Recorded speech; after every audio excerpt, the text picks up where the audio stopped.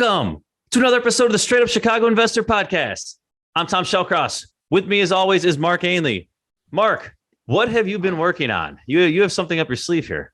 Well, first, Tom, you have to remind everyone to leave us a 5-star review and smash that like button and make sure you're sharing us with your friends.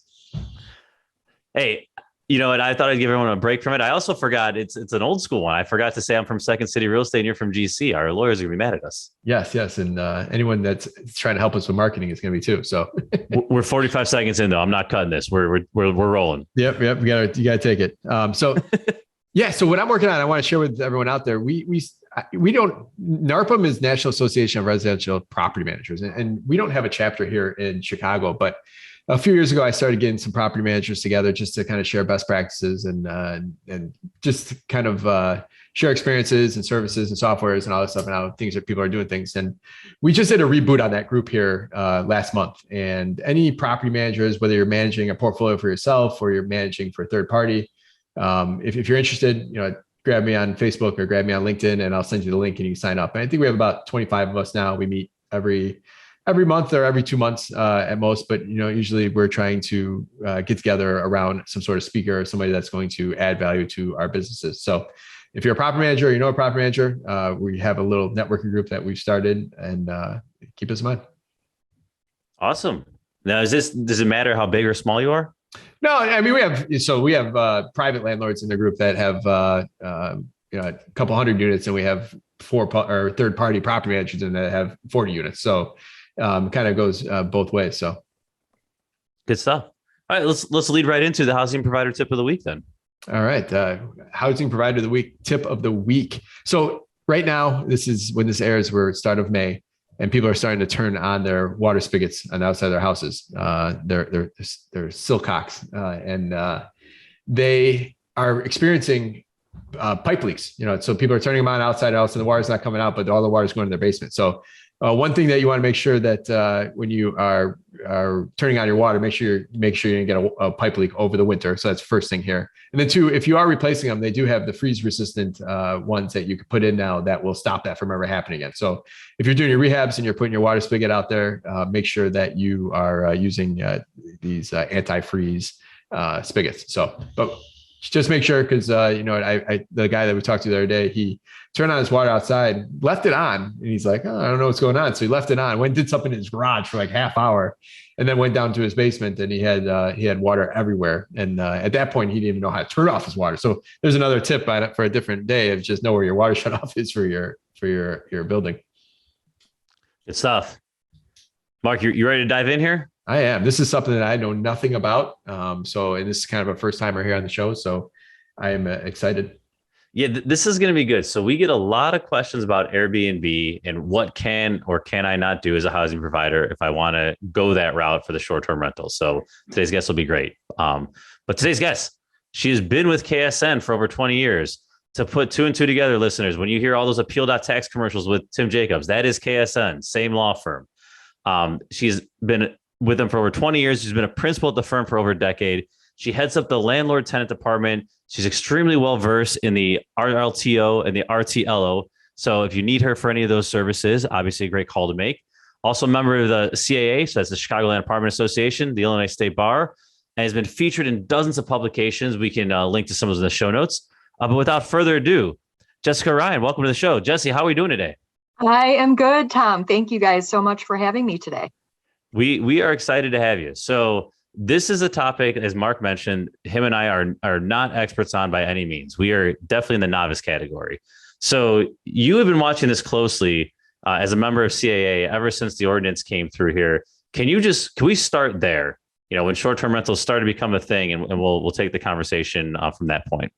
Sure. Yeah, absolutely. I mean, like in every aspect of the law, ordinances and the laws are always the last to get up to date with whatever technology or whatever pop culture movement is going on. And so the same happened with Airbnb and short-term rentals. It was 2016 when the ordinance was actually adopted in Chicago, but for years before that, Airbnbs and Vrbo's were becoming very, very popular in the city for weekend rentals and weekend getaways. And they were just kind of being overrun without being regulated, and without the city being able to maybe make a little dime here and there on what was going on.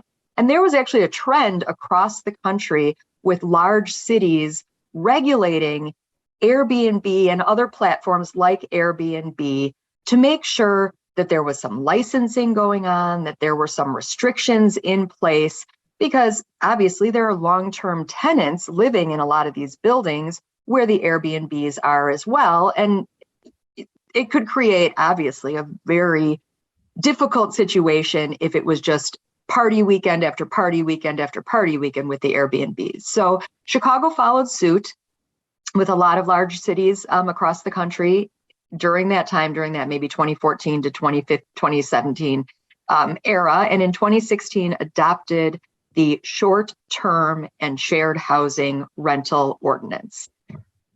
So I'll throw it back to you. And, I could talk for the entire hour, Tom, because there's so much to say on this, but I definitely want to let you hit the things that your listeners really need to know. Well, I just make a comment from a historical perspective. It's crazy that it's taken, hundreds of years for the concept of like short-term, like people using their real estate for short-term purposes, it took so long. It literally took an online platform or online capability to get the messages out there for people. And it's been something in vacation areas that's been popular, right? But like in these big cities, it blows my mind. So I just want to make that comment. Yeah, I agree. And I think it did take Chicago, like other municipalities, a little while to catch on as well, and put some regulations in place. So yeah, it is interesting that it takes so long for the wheels to start turning, but once they start turning, there's like a domino effect, and all of a sudden everybody's doing it, and there's units everywhere up on Airbnb. So, yep. So let's start with ownership, meaning, are any under this new ordinance, do I have to be owner occupied? Can I just buy a 4-unit in, Roscoe Village and start renting that out and renting out all 4 units on Airbnb? Can you talk about just some of those high level ones because those are the common questions we get, and then we can dive a little bit further into the ordinance. Sure. So it does not have to be owner occupied in order to rent on any of those platforms. I'm going to use Airbnb just because it's the easiest. If you do have to get a license, and if you are getting licensed, they will not let you have a vacation rental or a short-term rental in a 6 or fewer, in a unit that has 6, or a building that has 6 or fewer sleeping rooms. So if you have a really small building, if it's just like a 2-flat, you probably are not going to get the license.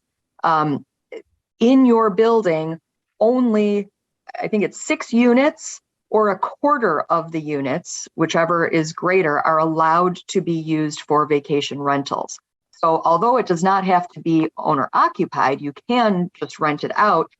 There are going to be restrictions as to how many units in your building you can rent, and how big your building has to be before you can make it a vacation rental. Just out of curiosity, what's the mindset? Like, where's that bedroom or sleeping room limit come from? Or what's the kind of thought behind that?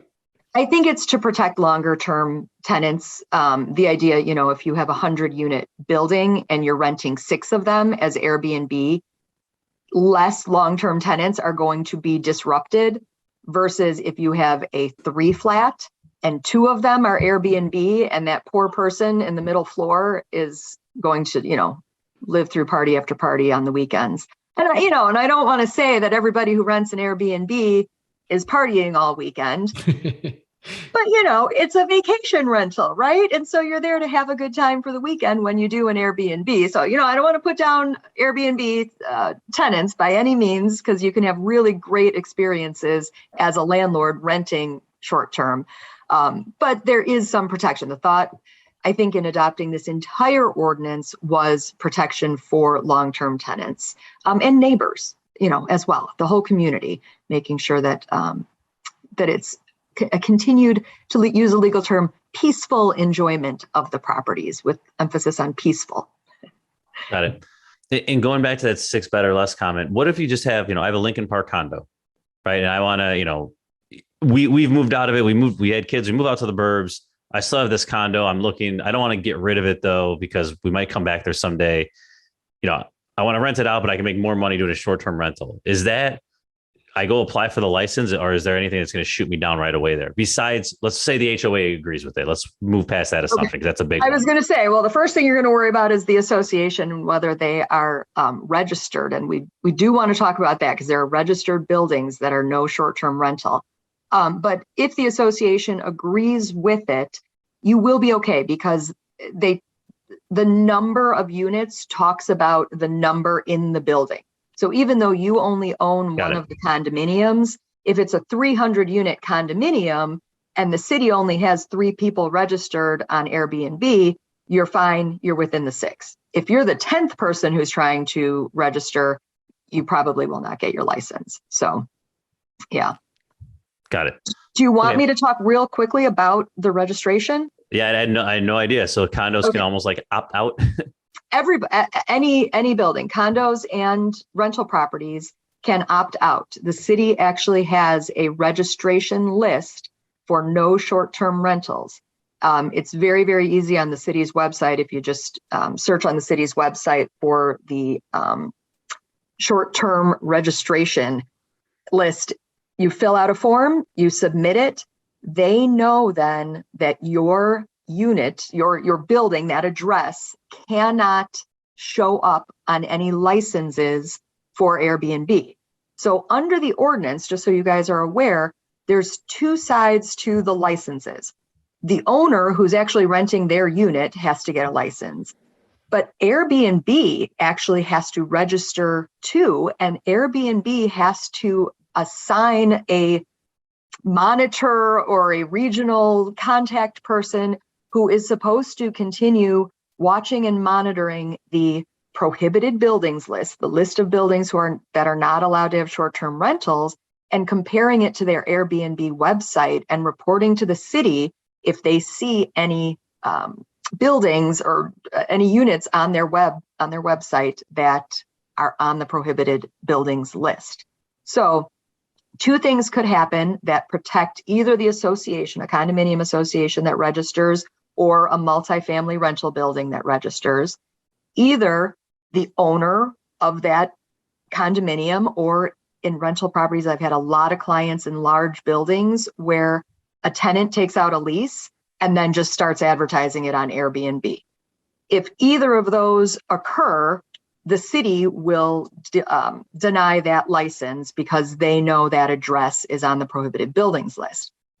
If the city misses it, which, might happen, then Airbnb is supposed to catch it. That's the other fail safe, is that if Airbnb sees a listing with that address, they should have some kind of red flag system go off and alert either the city, and I've actually had Airbnb alert clients directly, hey, this may be a fraudulent or illegal listing.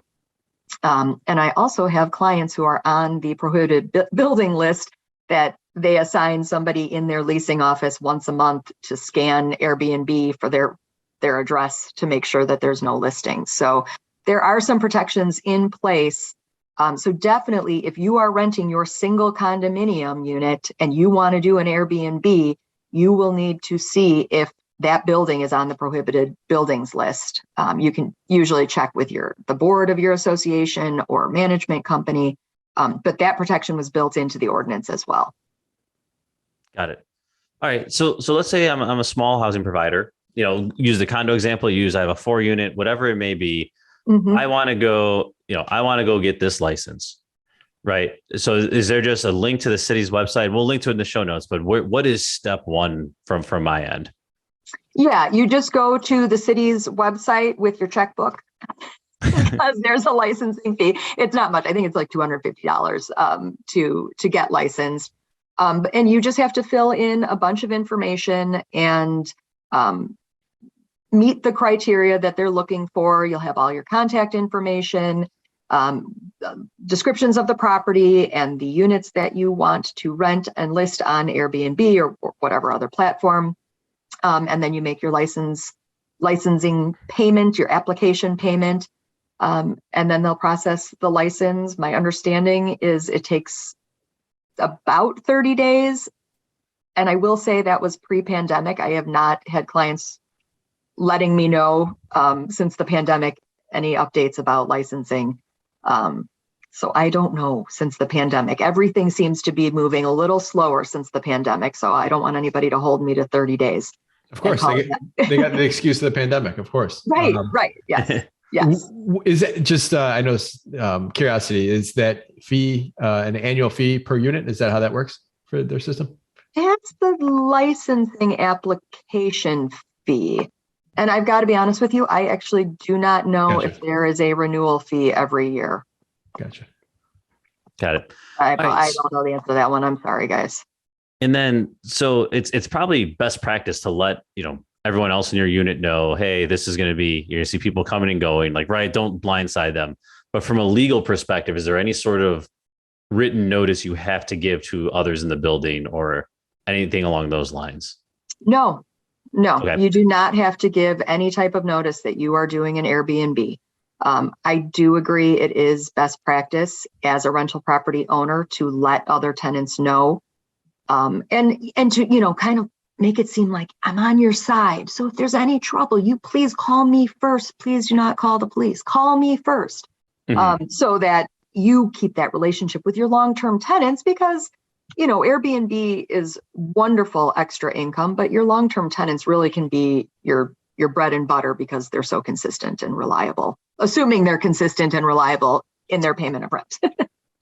What is your experience like? I guess I can't imagine many HOAs like this concept to even allow it. Are there a lot that allow it? Like, or is this like a 50-50 type thing out there? Or is it like very rare to find an HOA that's cool with it?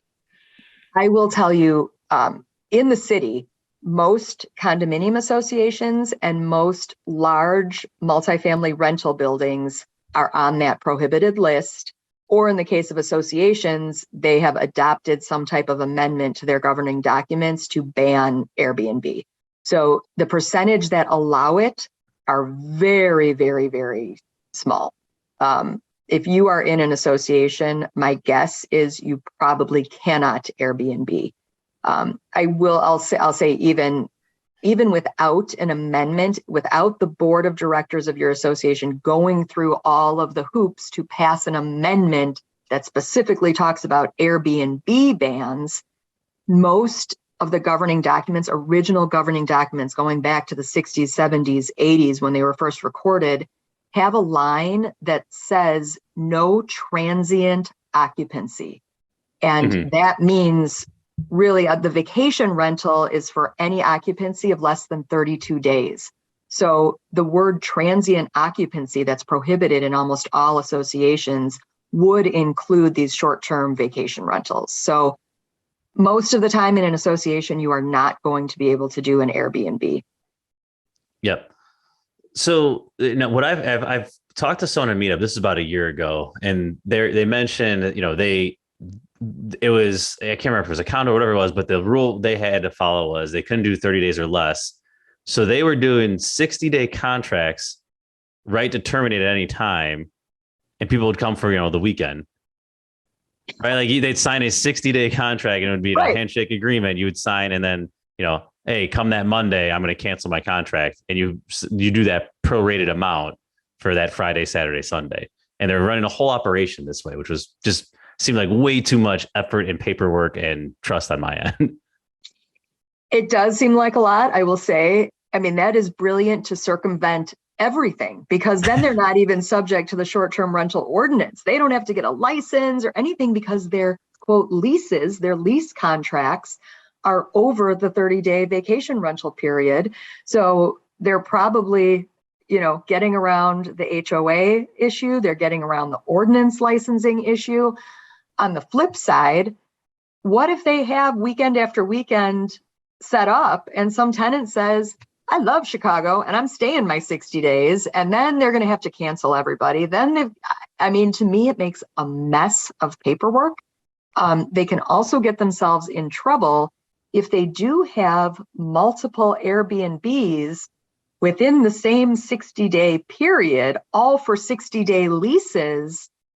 That's fraud. I mean, I get that everybody has a side deal that they're moving out after the weekend, but really, if the landlord is renting a single property to more than one tenant for the same period of time, that's a big no-no, and any one of those tenants could sue that landlord. So, props for a brilliant workaround, but you're really exposing yourself to some liability there. So if that was my client, I'd be like, no, don't do that. Don't do that, please. It sounds like so much work, like to fall into gray or even red areas. It just sounds like so much effort to break it really does. To me, sounds like cha-ching, you're going to get sued and you're going to need me. Okay, that's fantastic.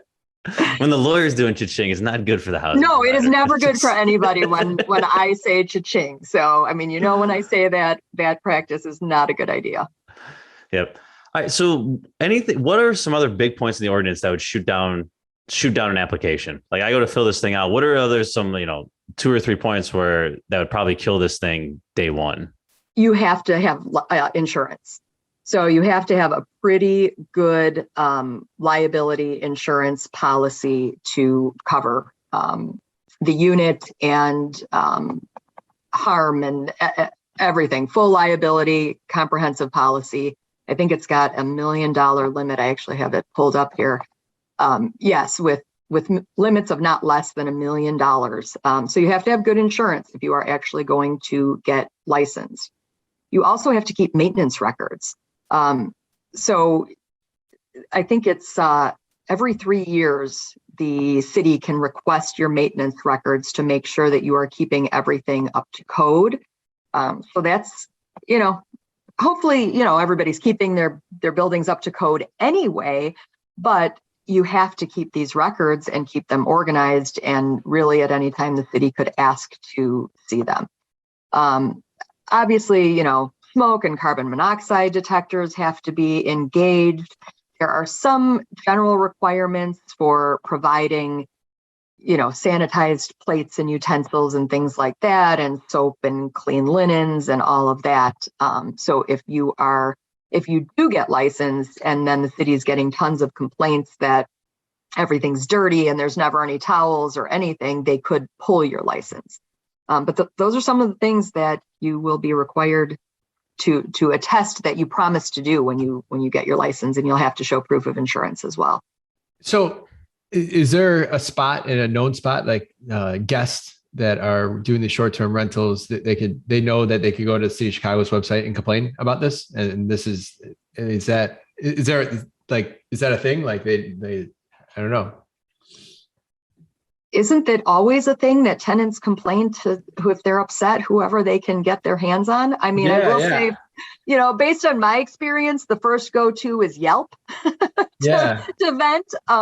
But the city, they can even call 311 for the city and report Airbnb violations. So Tom and I were talking before, and we're like, the short-term business, it's so, your reputation's so like important, and everyone can complain at any time. And now you're saying that they could also call 311 and report to the website for the city for your license. Like, it just sounds like a lot of opportunities to have to get in trouble, I guess, or ruin your reputation easily. There are. Since this ordinance went into place, the city really put the standard high for what they want for Airbnb or short-term rentals in the city. And I've got to say, I have not once had a client call me to tell me that they have a citation or some kind of code violation hearing that they have to go to, or that they've been fined for an Airbnb violation. So honestly, I can't really say how strictly the city is enforcing some of these things, because I've never had a client since this was adopted in 2016 tell me that they have been cited for a violation of it. So I agree, these are really high standards. There's a lot that you could violate, and I don't want anybody to think that they should just go around everything and they'll get away with it. But I don't know how strictly the city is enforcing it. The city put all of this out, but sometimes they just don't have the manpower to follow up with some of the enforcement part of the things that they implement. Good. I was getting some security deposit law vibes there from this conversation. So that makes you feel better. Yeah, don't take a security deposit. That's a whole nother podcast. So let's say, you got a 3-unit. This is going well. You rent out one of the units and you're like, wow, even with all the extra work, I'm making a lot more money. On the next turnover for another unit, I'm going to do the same thing. Like, you could have multiple Airbnbs within the same unit. Like legally, you can, if you wanted to, take your 3-unit into 3 separate Airbnb units. You are 3 not separate licenses. The ordinance actually limits it to 25%, 1/4 of the number of units in the building. So if it's only a 3 flat, you are not going to be able to. And actually, you're probably in violation of the 6 sleeping room rule. Maybe if they're all 2 or 3 bedrooms, you might be able to rent one out. Mm-hmm. But only 25% of the units in the building can be Airbnb at any given time. So real quick clarification question. 1 out of 3 in a 3 unit is 33%. 33%. So you're already over. Boy, there's a reason I'm not an accountant and a lawyer. All right, so you need a 4 flat. You need a 4-unit, but then going the other way, if you had a single family home or a condo, you're in the clear. The 2-unit or the 3 units, what would put you over that 25% threshold? Yes. And a single family home, you are fine because you're not in a multi-unit building. So. Got it. Any other gotchas like that? Just from the numbers or anything else that from the ordinance that's worth noting? Yeah, those are really the big ones. You cannot. I guess the other one, and this kind of goes into a different section of rentals. There is also a prohibition on renting for less than a 10-hour period.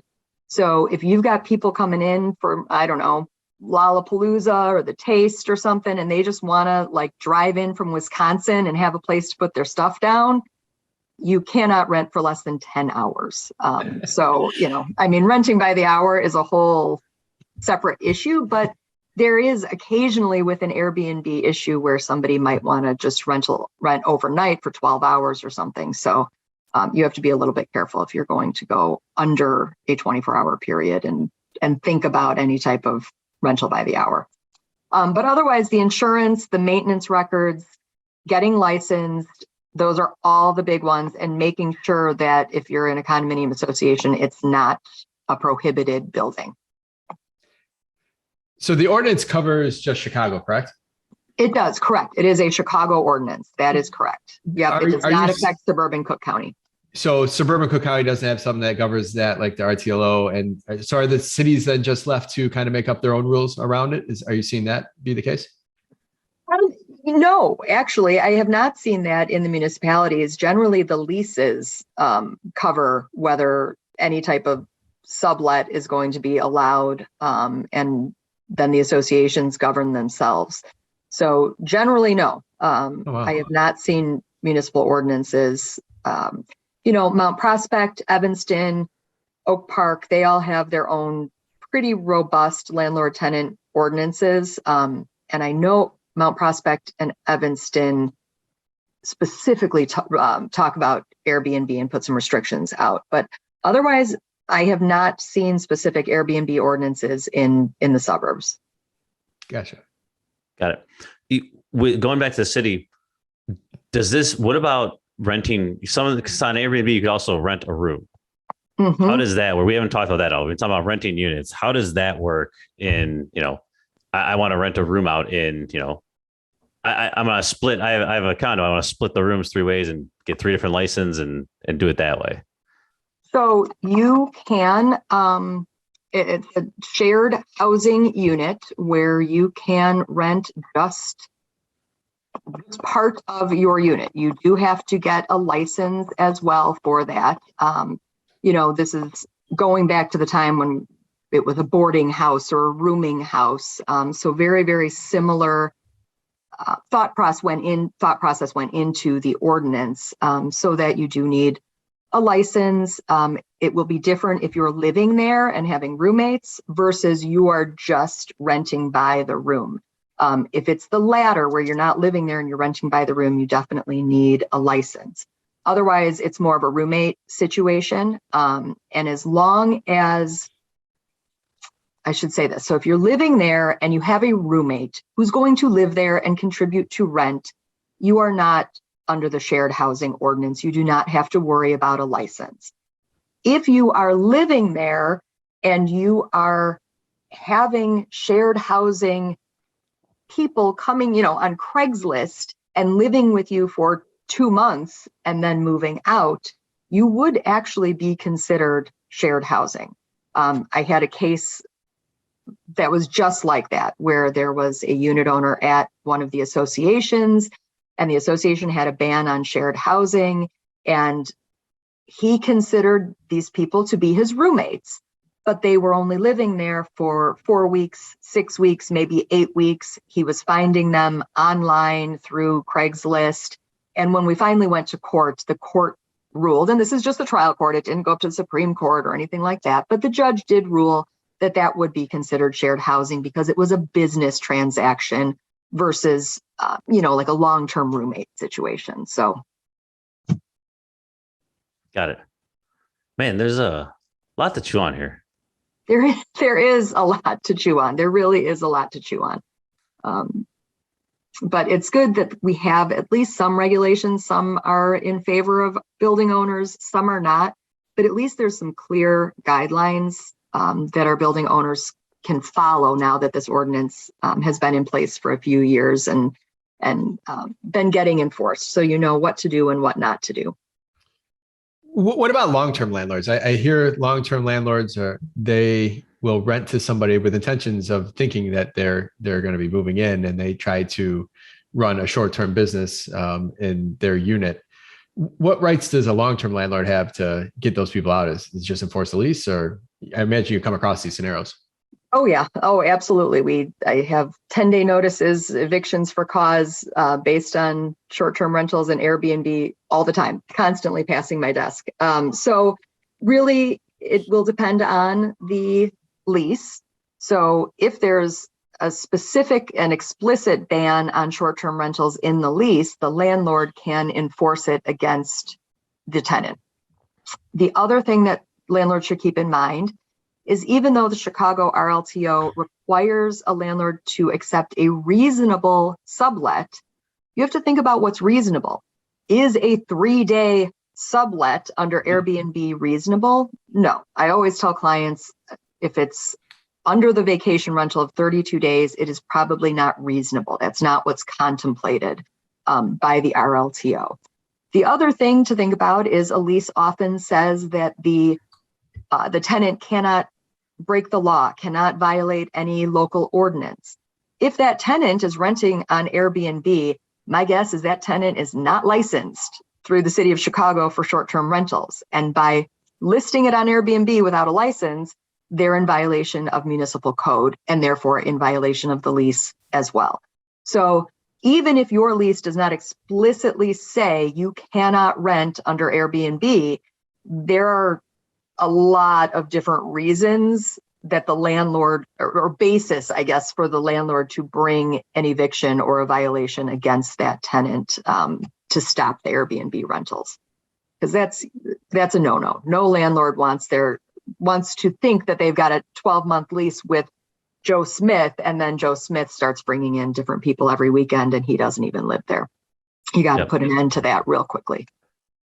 Yeah. And for our listeners out there, I know the Chicago residential lease, like that general template for 2022, I think it's on the second page where there's one of those bubbles. You can say like Airbnb allowed or not it's on the second page in the bottom. Or maybe I think it's the that's third the page. Chicago Association of Realtors lease, the car lease. Yeah. I think. Yes. Yep. Yes. Yep. The car that lease. has the Airbnb. It does. Yeah. So if you want to just cover yourself, they call it out for you already. Yep. So so have you seen any, we covered a lot of the basics. Do you have any goofy stories to share with us? Do you have anyone who tried doing something crazy here and like, you had to go to bat for and be like, dude, what were you doing? We want to hear anything funny here to share. Oh God, put me on the spot. We want names. I mean, does it have to be funny? I've had no names. I can't give names. I've had some people who are in just total denial. So we have had in multifamily rental buildings in the sublease situation like we were just talking about, where it's supposed to be a corporate rental, where it's like a corporation out of California or something who's supposed to be putting their employees in. And instead, it's these kids coming in every weekend, totally partying it up. I mean, there was one, the guy was found at 5 a.m. completely naked, passed out in the employee lounge. And the corporation kept saying, those are employees. And we're like, your employees are a problem then, because we knew they were Airbnb. They were just, a bunch of kids partying on the weekend. They were never there during the week for what would normally be like a corporate rental, is where an out-of-state corporation rents a unit because they have a project going on in the city. So their employees are there during the week to work. And so, sure, we have had some really funny situations where they are doing some very wild things and the tenants love to deny it. I had another one where we had the Airbnb listing with the woman's photo that matched her photo ID that she gave at the time of application. And she said, no, that's my twin. And we're like, well, okay, well, I don't care. Then your twin is listing it on Airbnb, but I had no idea. We're like, this is so ridiculous. So that was actually a fun one to present to the judge, because she disputed it all the way through trial. And the judge was like, it took the same position as us. Like, I don't care who listed it.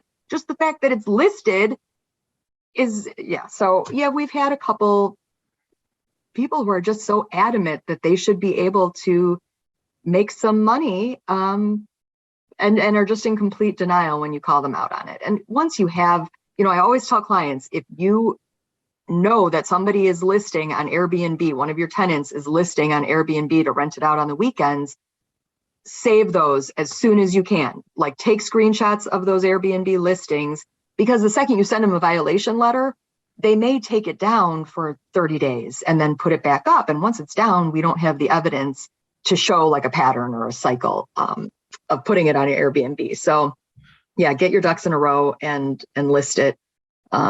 Lots of funny party, crazy situations. But it's always just kind of wild. That's why I kind of have a negative feeling about Airbnb in a large association or a large multifamily, because, it's the peeing off the balcony, running around naked, throwing beer bottles everywhere, and nobody wants that at their property. So yeah, I'm sorry, I can't come up with a totally great, funny story for you off the top of my head, because these always just end up in the partying category. I find to do naked at 5 a.m. is pretty funny to me. That checks a box. I mean, literally the first person to open the leasing office went in to make coffee, and he was just sitting in a chair completely naked. Come on, dude. And we actually had already served the notice and filed the eviction lawsuit against the tenant, and they were still doing it. And so I get, I have this email when I get into the office that was sent at 5:30 from my client that was like, I just found another one naked in my employee lounge. I'm like, oh man, I am so sorry for you. So yeah. That's good. Yeah, crazy stuff. Moving forward, do you see additional legislation or improvements to the ordinance? Do you feel it's at a point now where it's caught up and doing its job, or do you think the city's going to continue to tighten it a little bit? I actually don't think the city is going to change it. I don't think that's their focus. I feel like they feel pretty good that they addressed it in 2016 with everything that they wanted to do. And whether or not they're strictly enforcing it, I feel like it has curbed a lot of the issues that they were seeing that they wanted to address. That being said, we are seeing Cook County, suburban Cook County, follow suit in a lot of issues that Chicago has taken the lead on. Like the criminal background checks. Now Cook County adopted their RTLO, which is very, very similar to the Chicago RLTO. So I would not be surprised if the next step in the next few years is spreading that short-term ordinance out into Cook County, and the county itself adopts it versus waiting for each little municipality to adopt something. I think Airbnbs are becoming more prevalent in the suburbs because it's just as easy to get to the city, and maybe it's a little quieter and, whatever. We've got Airbnbs locally here where people want to get away, and I live in the suburbs. So I do that's where I would think the next place to watch would be suburban Cook County for a short-term ban. After rolling out RTLO, you never know what they'll do now. So yeah. So yeah, that's why you mentioned I work with the Chicagoland Apartment Association, and it's really, really important. So the Chicagoland Apartment Association keeps kind of a finger, and there's lots of landlord associations and organizations that support landlords that really keep their pulse on these type of ordinances that are coming down the line.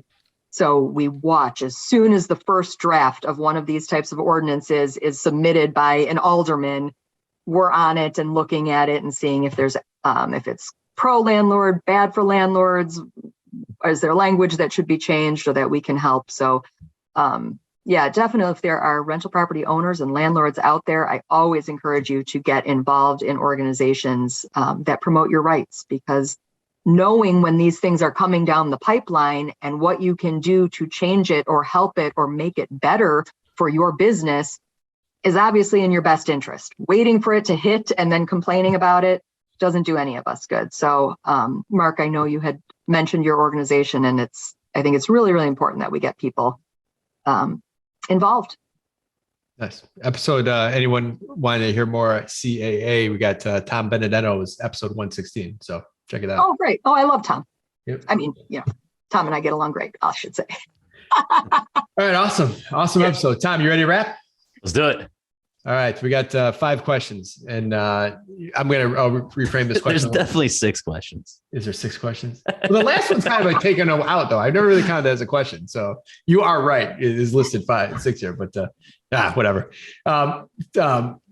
I'll ask this general as far as your practice in KSN. What is, and you can even keep this as your corner of the company. What makes you guys unique? What's your competitive advantage over other law firms in Chicago working with landlords? So most landlord attorneys in Chicagoland actually have a specific practice within the landlord industry. So they only do evictions. They only do real estate closings. They do the corporate side of things with, leases and everything. And we are a one-stop shop for all of it. And we handle all different kinds of law. What is one piece of advice you would tell someone that is looking to buy their first short-term rental property here in Chicago? Double check if you are purchasing whether you meet all of the criteria in order to do an Airbnb, and check for those licensing requirements before you even purchase. Second, you could still be subject to the RLTO depending on how many units there are. Read it, get to know it before you even want to rent a property in the city of Chicago. That's 2. Sorry. I couldn't keep it to 1. Bonus answer. Yep, we'll take 2. All right. When you're not being a lawyer, what do you do for fun? I was a dancer in my youth. So I still, even though in my old age, I take my dance classes. And I have the funniest story if you guys want to hear it. Let's hear it. I have a hip hop class on Thursday night. So I was taking hip hop last night, and we have this we're like clapping and getting down into it. And the teacher always tells us to add sauce. That's his phrase. You got to add sauce. I added so much sauce that I clapped my finger into my ring, and I think I broke my finger. I've got like a sausage that's purple. And so I'm like the old lady in hip hop that broke my finger clapping. So that's what I do usually for fun until I bust my finger, right? Oh, that's a lot of sauce. That is a lot of sauce. It was a lot of sauce. It was a lot of sauce, Mark. Let's add that to the merch store, Mark. But really nobody outside of that room wanted to see it. Love it. Man. That's great. What is a good book, podcast, or self-development activity that you would recommend to our listeners? Oh, well, I don't know if it would be self-development, but a good meditation app. I mean, honestly, just 15, 20 minutes in the middle of the day to have a calming voice talking to you while you close your eyes and breathe deeply, to me is so self-healing. I mean, a lot of my day is listening to landlords who are going through horrible situations, tenants who are screaming and upset. And it is very, very nice to have a calming voice. So I love a good meditation app.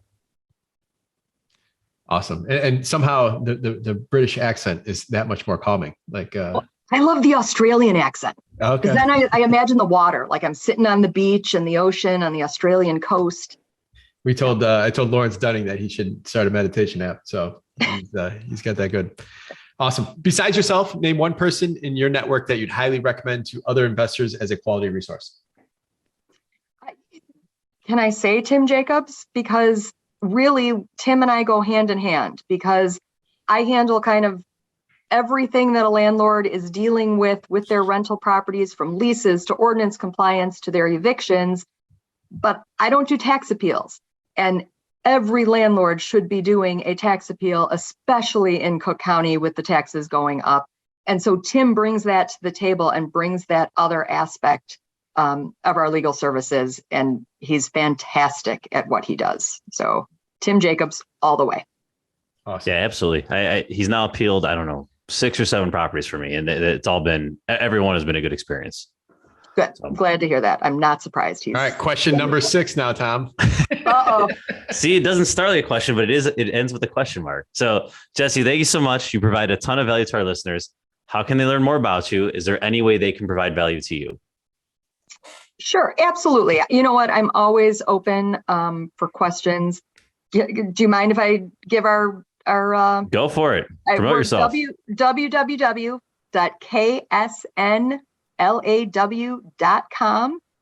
You can find me under the attorney tab and shoot me a message. We have an entire tab for a landlord intake where you can give me your information, ask the questions, and I can get started with whatever documents and everything that you need so that we can get the process rolling really, really quickly. And part of what I do as running the landlord tenant department is just being in the office every day for my clients. I stopped going to court. So I'm always here. If anybody needs to leave me a voicemail, give me a call, send me an email. All my information is on the attorney tab at ksnlaw.com. Yeah, I'll speak to that. We use you guys for the Collier County evictions and Tom Raleigh downtown, but you're super responsive and I love it. So great. Glad to hear it. And Tom Raleigh is a good guy too. I would never say anything bad about that man. He's actually who he referred us to you. That's how we started. Yeah. Using him. We work at Chicago Land Apartment Association together. So that's great. Nice. Chicago fact mark. Who do we got on the hook here? All right. So we got Deborah Ding in Tinley Park. She bought a t-shirt and she is today's Chicago fact participant, where if I get this question right, she gets a $100 gift card sponsored by Renovo. All right. I think this is very doable, not to put pressure on you. And the statistic is old. This is 2018, but it's the most recent I can find because we're doing tourism pre-pandemic. But what was the most popular tourist attraction in the city of Chicago? And let me phrase it another way. What attraction drew the highest amount of visitors? Okay. Is that multiple choice or is it... No, I thought I thought there'd be like 3 or 4 obvious ones here. So I would have said my first thing that goes to me is the bean would have been my first. Yep. Jess, what do you want to go with? Is Mag Mile or Navy Pier? Navy Pier. I will go Navy Pier. Yeah, that's going. So Mark, I'm going to give you Cloud Gate because it's Millennium Park as a whole. So all right. So you're in it. You got it. And Navy Pier was a close second. So you guys were all over this. Good. Wow. So we got 1 and 2. Jessica, nice job. That's we're good. Yeah, that was good, guys. Good. Deborah almost we're deserves recording $200. this on a Friday. Good way to go into the weekend here. Yeah, Deborah almost deserves $200 for that. So maybe we get Renovo to. Now everybody knows where to go this weekend, right? Yep. Yeah. Just miss the rain. Awesome. Well, Jessica, Tom, awesome show. Lots of great information. Listeners, leave us a review. If you leave us a review and mention your name, we'll also enter you into the Chicago Fact participation drawing. So Right now, if you go out and buy something on the merch store, you get entered into that drawing. You could be like Deborah Ding, who got her $100 gift card today on behalf of Renovo. But now also, if you leave a review and are able to, if you want to send it to us or you're able to put your name in it, where we could tie it back to it, we'll put you in there as well. Jessica, Tom, thank you very much. Listeners, we will see you next week. Thanks all. Thank you. Bye-bye.